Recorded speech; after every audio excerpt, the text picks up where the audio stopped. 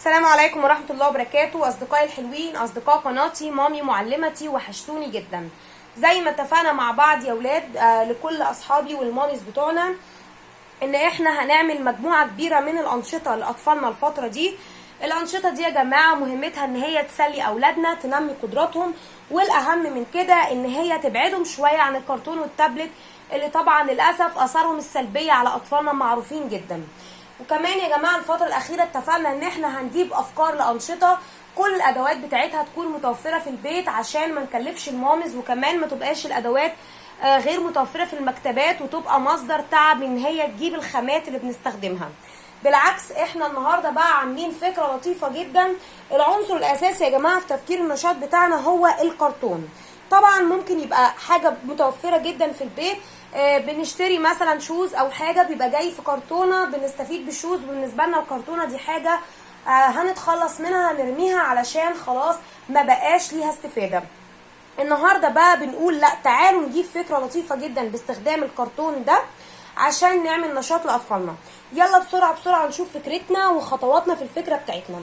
الكرتونه دي يا جماعه انا هجيب القلم وهحدد فيها مستطيل كبير، داخل المستطيل ده 4 مستطيلات صغيره، كل ده هحدده بالقلم وهفرغ ال4 مستطيلات دول وهنقص مع بعض. لا، هنقص بسرعه بسرعه ونرجع لاصحابنا بالنتيجه عشان الفيديو ما يبقاش ممل عليهم.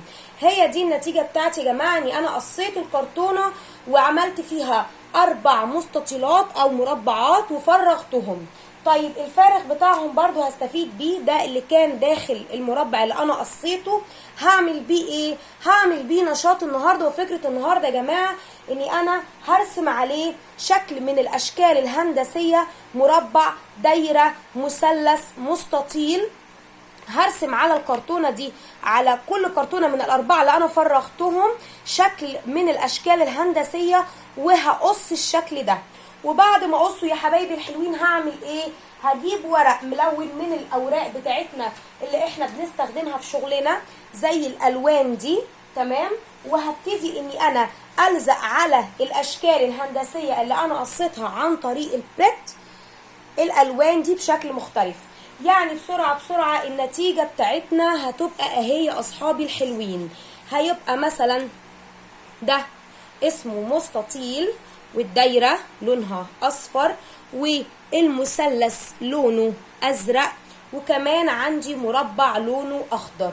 هي دي الاشكال الهندسيه وده اللي انا مشيت بيه عن طريق كرتون. طب يا ميس امل احنا عملنا الخطوات لحد دلوقتي معرفناش ايه اللعبه بتاعت النهارده او النشاط بتاع النهارده. طبعا يا جماعه مش محتاجين نقول ان انا لازم اعرف طفلي على اسماء الاشكال الهندسيه وكل واحد فيهم اسمه ايه، ويا ريت بقى نكررها كتير قوي عشان الطفل يبتدي يعتمد على نفسه.